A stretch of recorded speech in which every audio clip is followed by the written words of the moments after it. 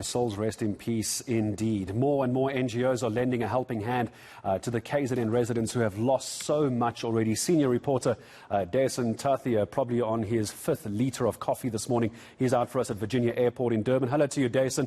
Never stop moving, do you? You're all over the KZN province at the moment. I know we're going to talk about NGOs in a second, but maybe you can just reflect for me on the incredible hard work being done by the people behind you. I'm seeing bottles of water coming out. I'm seeing cups of coffee. I'm seeing SAPS search and rescue. I'm seeing mountain search and rescue. I'm seeing SARSA, South African search and rescue. Just give me a sense this morning of the kind of work they're doing, knowing we have lost 2 members of search and rescue. It's devastating news. And let's start with that, Gareth. I think there's a dark cloud that has settled over all of these members here today and this disaster management centre here at Virginia Airport, considering that news of Sergeant Busiam Jwara as well as K9 Leah that has passed away during their efforts to rescue those that have gone missing. So it's not necessarily, it's a difficult time for the entire community here.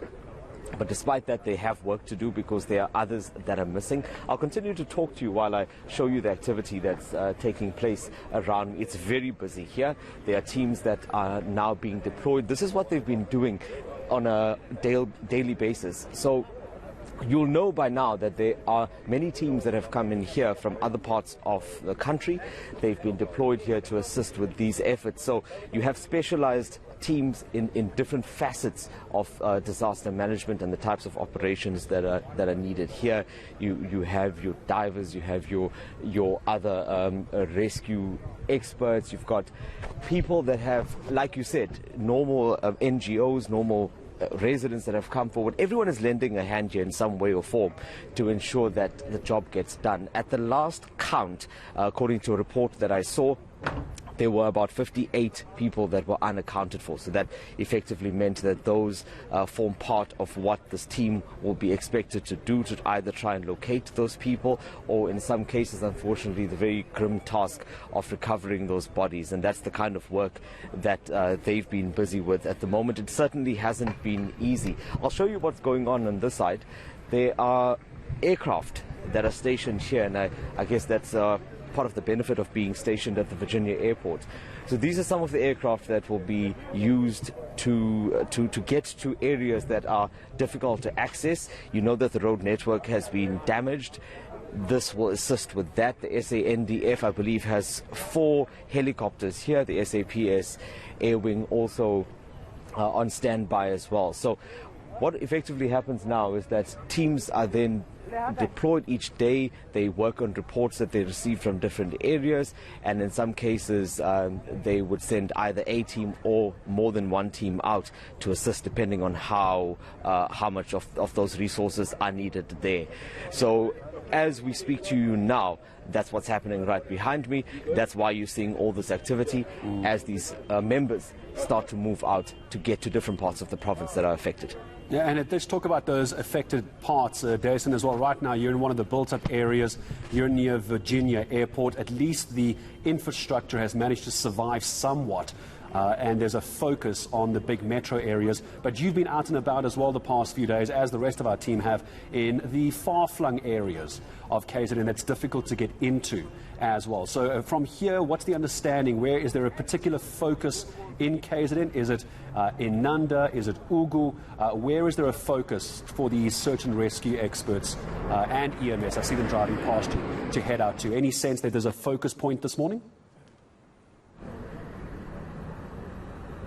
Well, that's it. So there are several areas that they will be attending to, and I mean, just yesterday there were over 50 call-outs that were attended to. Now, call-out would be from those communities that are affected. Inanda is one of them, as you've mentioned. But, you know, to touch on something that you just spoke about now, like this being a built-up area, one would expect, and I'll show you the extent of this team here once again, one would expect that they would be deployed to only far-flung areas. But just the other day, Gareth, I was in Westville. You'll know it quite well to be a suburb west of Durban, and there as well, somewhere where you would not normally expect it. Certainly it's not coastal, you wouldn't expect that kind of impact, but it really looked like a disaster area. There was at that point a child that was still missing, a 5-year-old child that was missing. There were another member of a particular family was rescued. There were houses that were completely flattened.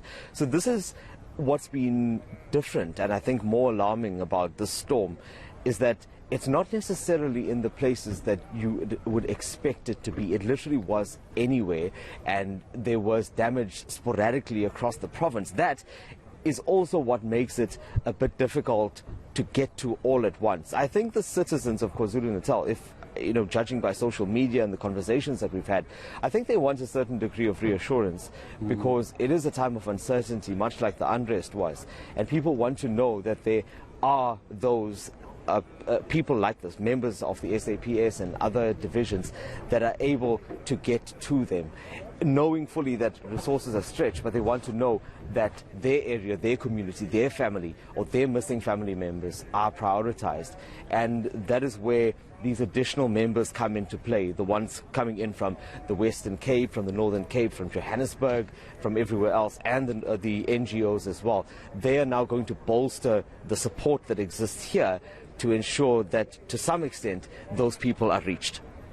And you'll see as well, we're seeing a lot of the police, Dasen, as I start to say goodbye to you, police, EMS, we have canine search and rescue, but I think what's also remarkable, maybe you'll get a chance later, I'm also seeing the uniform of SARZA. They are actually a volunteer group. You'll see them walking around behind Dasen every now and then. They've got the bright yellow half of their shirts. Now, it's the kind of work that they are doing. I see one of their vehicles to your left, the Land Rover. They're actually volunteers. They're not being paid to do this, and that's to your point. People are doing whatever they need to. These people have got full-time jobs. They have families. They've left other provinces to come to where you are to help, and I suppose it's that kind of South Africanship that is needed in KZN at the moment. Yeah, we've been talking a lot about the death and destruction, but I think that there is also a positive story to be told. As you mentioned, volunteers coming through. I mean, you spoke about what was behind me earlier, like the drinks and the table set up there. A lot of this coming from the community, and as I mentioned, everyone has a role to play here. This goes back to the first day of the storms, where people came out to help neighbors. I heard stories of how just normal people like you and I came out and moved debris, moved bricks, moved rubble, just to get to their neighbors that couldn't be assisted, the elderly, children, grandmothers, grandfathers. Those were the types of stories that were already coming out on the day, and now we're seeing more and more of it. And I think it really speaks to the sense of Ubuntu we often find in our country and in this province during times like this. We saw it during the unrest as well. So I think there has been a call for more normal people, just regular citizens that have a vested interest, to help where they can. Even if they can't do the type of specialized work that these teams do, they can still provide support that is necessary during this time. And Dasen, just very quickly, as I always do when I start saying goodbye to you, quick weather just forecast from you that you're aware of. I understand you're not a meteorologist. I'm not seeing umbrellas, I'm not seeing rain jackets. That must be good news for the day ahead.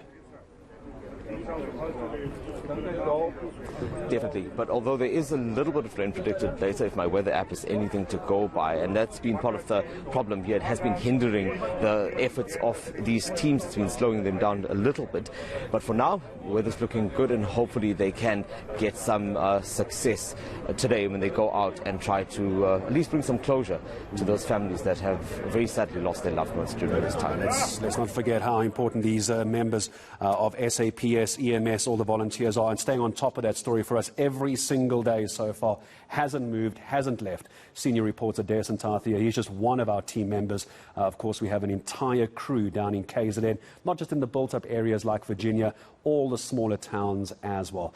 So you stay with us here on eNCA. Anything to do with the KZN floods, we'll bring it to you first. Now,